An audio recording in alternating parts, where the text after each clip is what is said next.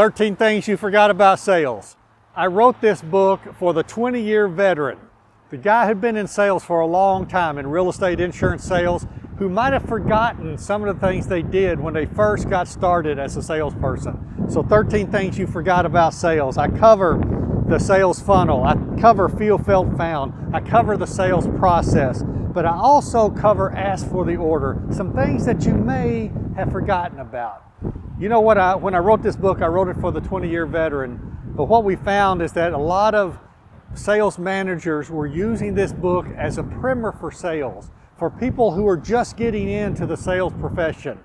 And they use this as a primer for them to learn the sales process. Either way, as a new beginner or as a 20-year veteran, this book might be of value to you.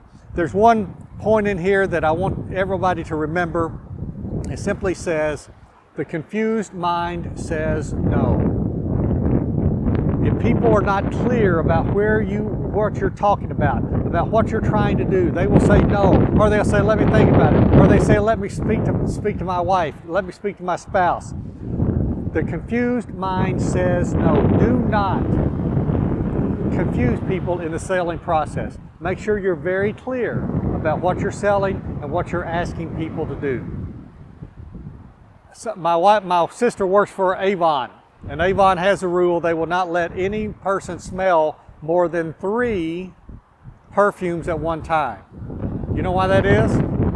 Because if you start smelling 4 and 5 perfumes, they all start smelling the same.